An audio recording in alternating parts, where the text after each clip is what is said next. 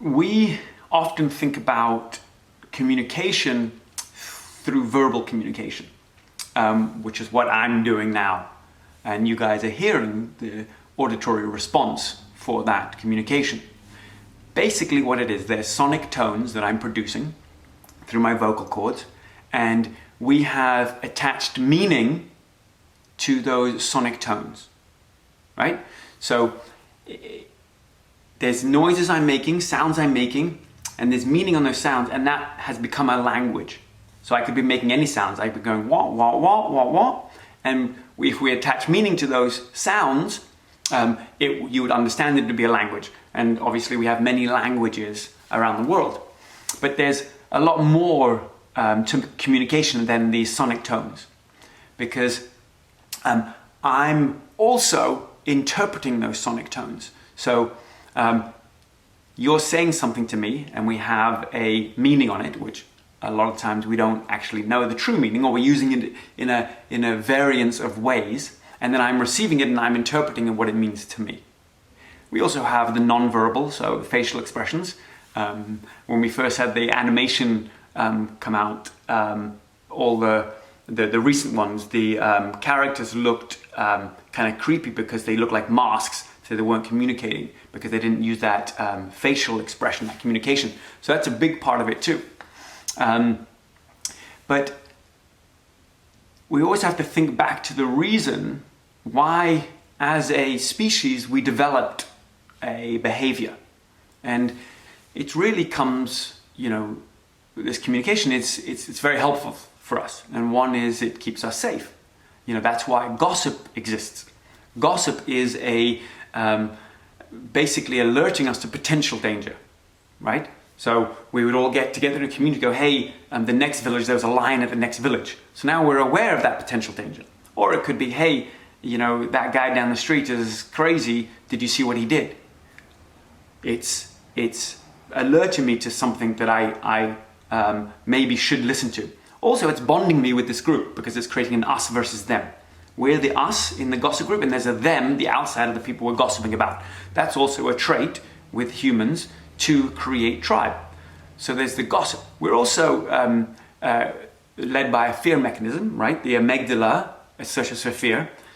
So that's why we're so attracted to watching the news, because we have this gossip plus fear, and we get addicted to it. So we can't get enough. And that's basically what it's putting out, is that formula. So we stay engaged to it. Like what's a potential danger for me? What's gossip? What do I want to know? And I'm creating this bond. And the way they present the news to me fits into my tribe, my belief system.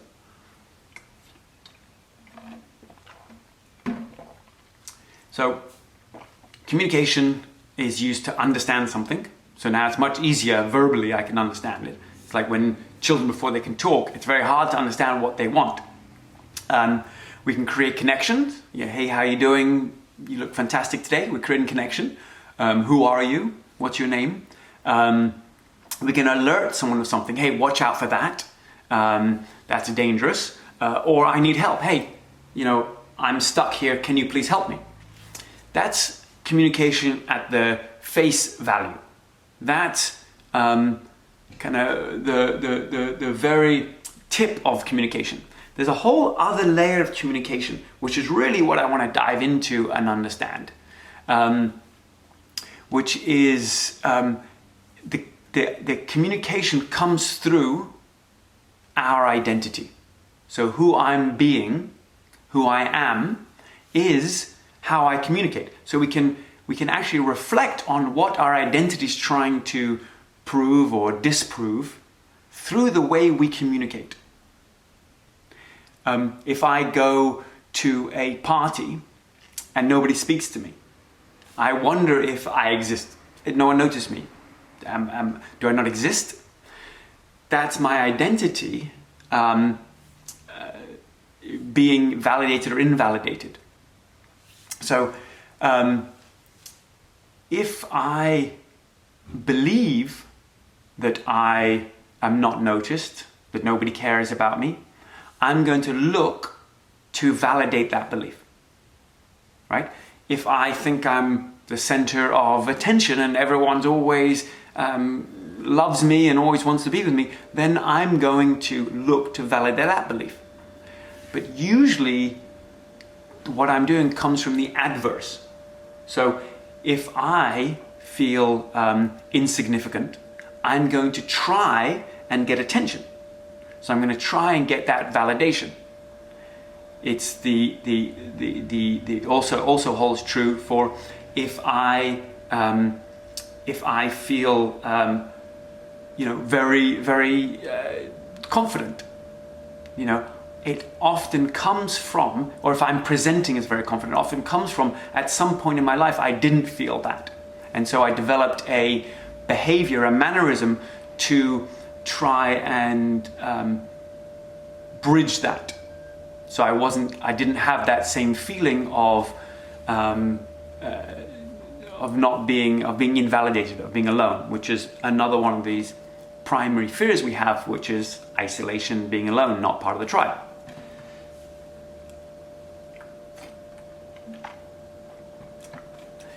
The other thing we do is we try and make people feel good. Hey, you look amazing. Look how you did that. That was so good, which is great. And we'll talk more about what's that doing to the other person in a second. But there's often another subconscious aspect to that, which is, do you like me? If I say these nice things, you're going to like me. So I'm going to be popular, I'm going to be part of the tribe, you're going to want me around, and I'm not going to be kicked out. So it's often there to gain a benefit for us. And that's what I want to look at in a second, is what are we getting out of this? I also might want to tell you everything I know. I have all this knowledge, and I'm providing value because I'm telling you this knowledge. And so I'm there again, providing my value so you guys keep me around.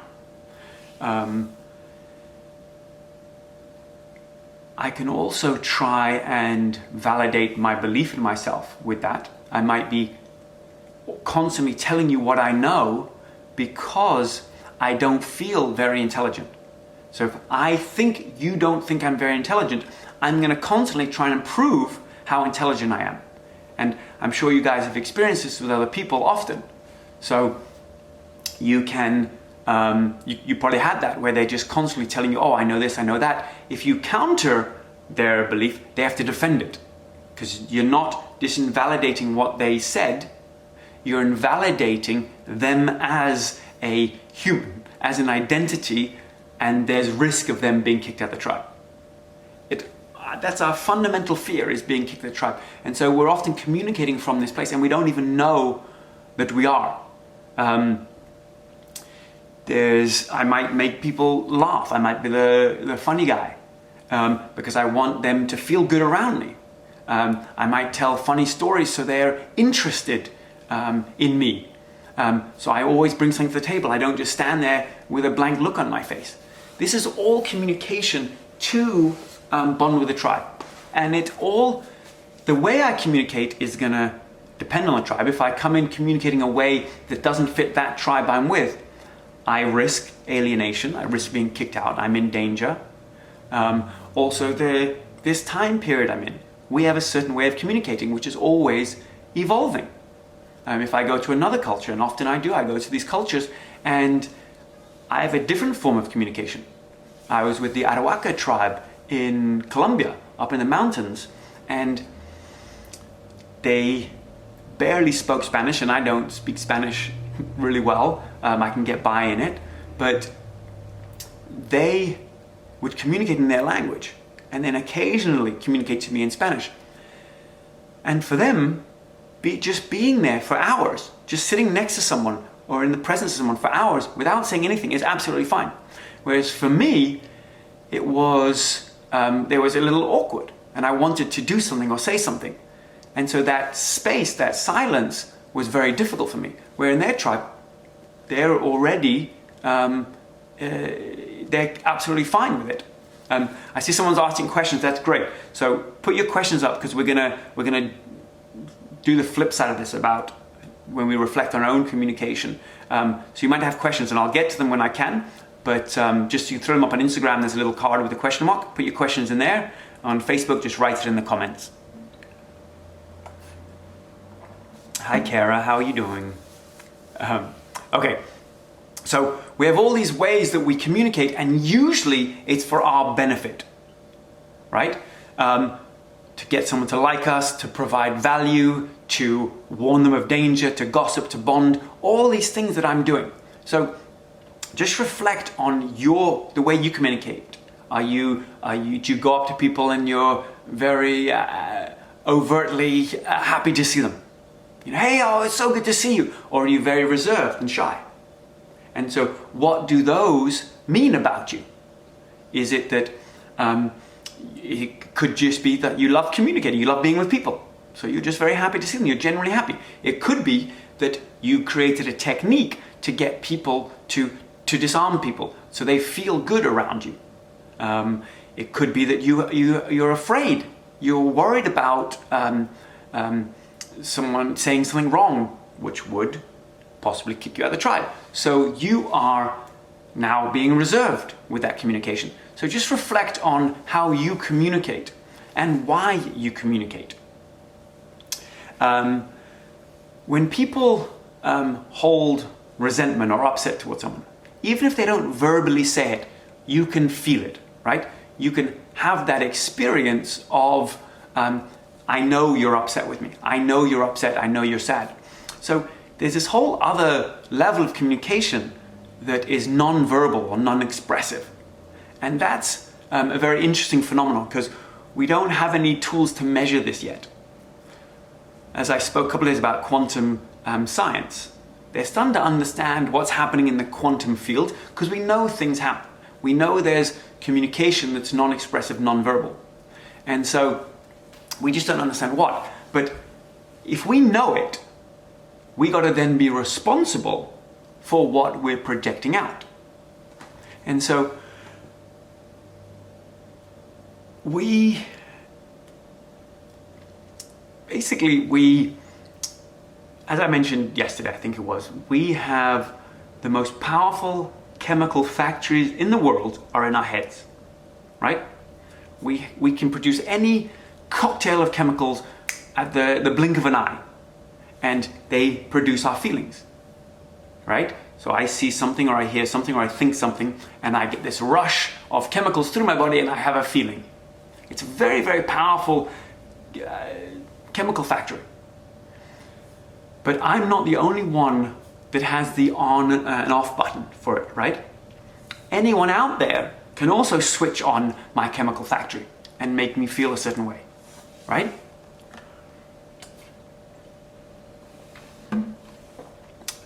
I could produce negative chemicals in someone, a negative feeling, by saying something mean, by yelling at them, by being aggressive. And they get this rush of bad feelings. Or I could do the opposite. I could make them feel really good. Give them agreement with something, point out something nice about them, talk about a memory that they enjoy. And then I produce this cocktail of positive hormones and neurotransmitters, and they feel good. So we all have each other's on and off buttons, which means that what we're actually doing when we're upsetting people is it's a form of chemical warfare, right? I'm affecting your chemistry, and sometimes I want to affect your chemistry. But why do I want to affect someone's chemistry? It's because I get something from it, right?